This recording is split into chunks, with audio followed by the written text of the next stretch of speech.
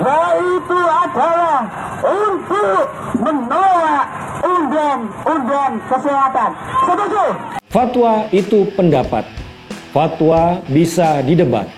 Fatwa tidak mengikat. Fatwa itu opini, tidak suci, meniscayakan toleransi. Dan sebaik-baik fatwa, suara hati nurani. Inilah Fatwa Guntur Romli. Assalamualaikum warahmatullahi wabarakatuh. Salam sejahtera untuk kita semua. Shalom. Shalom Aleichem. Om Swastiastu.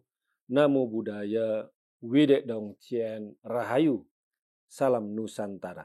Pemirsa Cokro TV, ada berita yang lagi viral, yang lagi menyebar di masyarakat, bahwa Lembaga Bahsul Masail Nahdlatul Ulama (PBNU) menolak rancangan undang-undang kesehatan, khususnya pasal 154 yang menyamakan tembakau dengan narkoba. Ini rancangan undang-undang yang aneh-aneh saja. Bukannya DPR segera mengesahkan RUU perampasan aset yang didukung oleh publik, yang didukung oleh netizen, kok malah mau mengesahkan undang-undang yang menyamakan tembakau dengan narkoba. Secara tidak langsung rancangan undang-undang ini sebenarnya ingin memuliakan narkoba. Bagaimana tidak bisa disebut dengan memuliakan narkoba kalau narkoba disamakan dengan tembakau, dengan rokok misalnya, yang beredar di masyarakat, yang biasa dilakukan oleh masyarakat. Padahal narkoba itu barang haram, tapi mau disamakan dengan sesuatu yang dipakai secara sehari-hari yang biasa oleh masyarakat.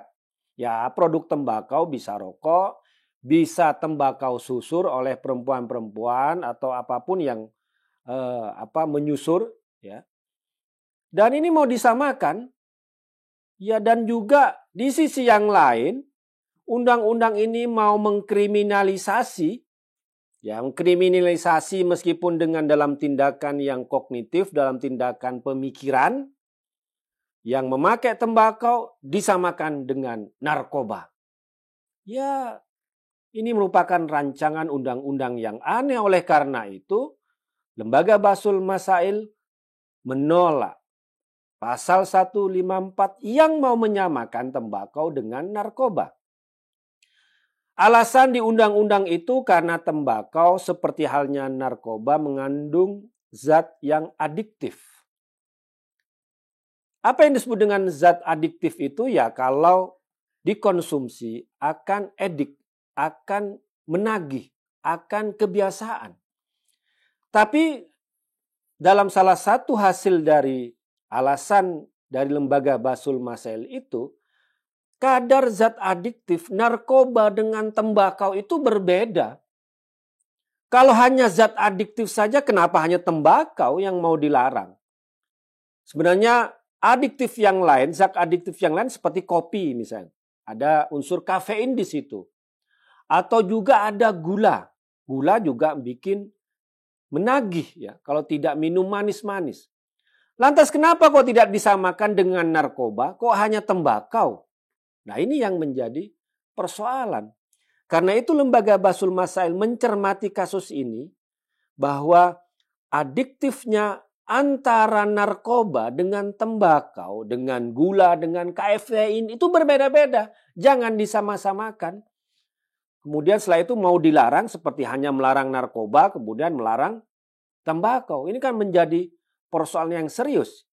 Ya, kalau tidak percaya misalnya unsur zat adiktif itu yang berbeda-beda, yang membuat rancangan undang-undang itu coba aja mereka. Pakai narkoba coba, satu kali aja. Apakah mereka nggak langsung tagihan? Kemudian mereka coba, mereka kasih aja rokok misalnya, 5 batang rokok misalnya, suruh mereka merokok. Saya kira tidak akan ketagihan.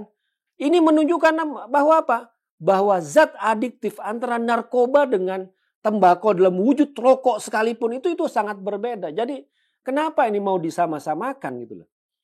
Jadi tampak ada keinginan yang tidak masuk akal, yang aneh, mau nyamakan antara narkoba dengan tembakau, kemudian mau disetarakan pada aspek hukumnya, padahal kedua itu sangat berbeda. Masa kita yang merokok misalnya, dan ini ya umum lah di kalangan masyarakat, orang rokok nanti disebut seperti hanya orang pakai narkoba. Ini kan merupakan suatu penghinaan menurut saya juga. Ini ada satu yang haram, ya ini yang tidak masalah, ya mau dianggap merugikan kesehatan ya semua orang juga tahu. Ya tapi kalau merugikan kesehatan apakah karena alasan itu kemudian melarang tembakau, kemudian merokok? Kenapa tidak melarang kendaraan bermobil misalnya? Karena polusi, karena pencemaran udara dari asap knalpot yang sangat tinggi misalnya. Kalau hanya bicara soal kerusakan, merusak bagi kesehatan. Atau gula misalnya. Gula yang sudah diajarkan sejak zaman kecil, diiming-imingi dengan permen, dengan apapun yang rasanya manis sehingga menimbulkan penyakit seperti diabetes dan sebagainya.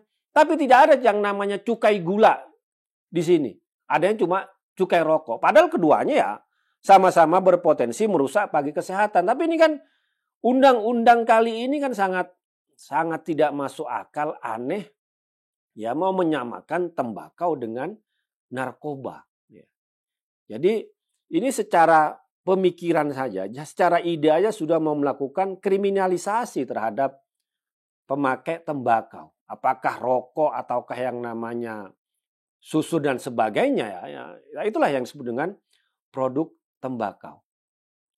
Nah kemudian keputusan dari Nahdlatul Ulama itu juga sudah disuarakan sebelumnya misalnya oleh salah satu Rais dari PBNU, Kiai Azizi Hasbullah, yang juga mengatakan bahwa ya narkoba diharamkan dalam Islam karena dia memabukkan, karena dia membuat kerusuhan, membuat permusuhan. Tapi kata Kiai Azizi nggak ada yang namanya orang rokok itu bisa mabuk, bisa bikin rusuh, bisa bikin ngamuk, bisa bikin nggak sadar kayak narkoba, itu nggak ada katanya. Jadi kenapa ini dua hal ini mau disamakan? Apa latar belakang dibalik undang-undang tersebut, rencana undang-undang tersebut? Ya kita belum bicara soal nasib petani tembakau lah. Kalau benar-benar undang-undang ini disahkan, ini kan pasti berimbas kepada nasib para petani tembakau yang ada di Indonesia. Kita bicara soal sekarang peningkatan ekonomi, kemudian soal lapangan pekerjaan. Lah kok mau bikin undang-undang yang malah mempersulit ekonomi masyarakat? Ini yang harus dipikirkan secara matang dengan tidak secara main mengasahkan sebuah undang-undang yang dampaknya akan luar biasa kepada masyarakat gitu. Masyarakat sekarang itu butuh pengesahan RUU perampasan aset yang bisa menyita para koruptor, para pencuri uang rakyat, dikembalikan lagi ke rakyat. Bukan malah membuat undang-undang yang malah mempersulit kehidupan rakyat, kemudian mengadu domba masyarakat, bisa mengkriminalisasi masyarakat dengan sebuah undang-undang yang nggak jelas. Alasannya itu apa gitu loh. Apakah karena tembakau dalam bentuk rokok itu bikin ketagihan? Tapi kan tidak hanya tembakau, ada kafein, ada gula yang mengandung zat adiktif. Kenapa tidak disamakan dengan narkoba juga sekalian gitu loh? Atau karena merusak kesehatan, ya kenapa nggak meluruk juga kendaraan-kendaraan yang ada di jalan raya karena knalpotnya itu bikin polusi, mencemari udara gitu. Nah ini kan argumentasi yang tidak kuat, yang malah membuat kita lihat bagaimana di mana-mana terjadi aksi-aksi penolakan, demo-demo penolakan, dan ini sekaligus yang bikin mencemari ya. Ini kan menjelang akhir-akhir pemerintahan Pak Jokowi yang 81% masyarakat Indonesia puas dengan kinerja Pak Jokowi, tiba-tiba mau diusulkan undang-undang ini yang malah bikin masyarakat kecil, para petani, para pedagang, ya para industri juga Yang kita tahu bahwa ada triliunan uang dari industri rokok, dari rokok itu masuk ke pemerintah. Dari berapa itu? Ratusan triliun kalau saya tidak salah itu ya. Dari uang cukai rokok itu. Nah ini kok tiba-tiba mau dilarang dengan argumen yang tidak kuat hanya karena di situ ada zat adiktif yang bikin ketagihan. Ya padahal barang-barang yang lain juga ada zat adiktifnya, tapi kenapa tidak dilarang? Apalagi disamakan dengan narkoba, dengan minuman beralkohol. Waduh. Ya ini kalau ya santri atau kiai katakanlah yang merokok karena pilihan mereka, ya dengan alasan apapun lah ya. Kemudian mau disamakan kayak orang minum alkohol dengan make narkoba. Ini kan siapa yang tidak naik pitam istilahnya itu kalau mau disahkan undang-undang seperti ini gitu loh. Nah ini yang saya harap pemerintah dalam hal ini Kementerian Kesehatan dan juga pihak DPR seharuslah berhati-hati dalam menyikapi sebuah rancangan undang-undang yang hanya bikin pembelahan di masyarakat, yang hanya bikin kontroversi, yang hanya bikin mempersulit masyarakat gitu loh. Ya kalau Anda memang mau katakanlah meniadakan tembakau misalnya, ya berikanlah alternatif, jangan hanya melarang gitu. Kalau misalnya Anda nggak suka dengan perokok, misalnya kan sudah ada tempat-tempat dilarang merokok, dipatuhi, itu kan sudah ada regulasi untuk itu. Tapi jangan sampai menyamakan tembakau itu dengan narkoba, dengan minuman beralkohol. Ini kan apa alasan yang menurut saya tidak hanya aneh, tidak hanya ngaco, tapi juga bisa membuat orang naik pitam, orang marah. Masa orang pakai tembakau sama saja dengan pakai narkoba atau minum beralkohol. Nah ini persoalan yang sangat serius sehingga tidak heran kalau kontroversi, kalau penolakan itu bermunculan. Baik katakanlah dari kelompok ormas Islam terbesar di Indonesia dari Nahdlatul Ulama yang menolak al-qiyas ma'al farik. Tidak bisa menyamakan suatu hal yang berbeda. Meskipun ada zat adiktif dalam tembakau. Tapi kan kadarnya berbeda dengan yang ada di alkohol, dengan yang ada di narkoba. Jangan disama-samakan gitu. Karena gula dan juga kafein, kopi itu juga ada zat adiktifnya. Masa itu juga mau diharamkan, mau dilarang juga.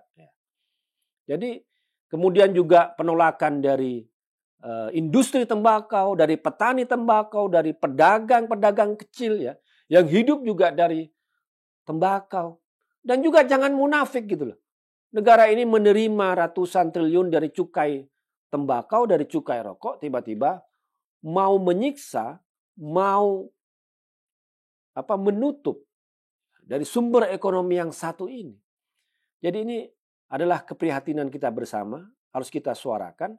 Karena ini ya bukan hanya suaranya orang perokok saja. Tapi ini juga banyak petani tembakau, banyak pedagang, dan juga kondisi-kondisi sosial yang ada di masyarakat, kondisi ekonomi. Dan kita tidak ingin bahwa akhir jabatan Pak Jokowi ini hanya dipenuhi dengan kontroversi-kontroversi yang tidak perlu, yang tidak berdasarkan argumen yang kuat dan penalaran yang sehat. Termasuk rancangan undang-undang kesehatan yang mau menyamakan tembakau dengan narkoba dan minuman beralkohol. Itu harus ditolak secara keras. Demikian, wassalamualaikum warahmatullahi wabarakatuh.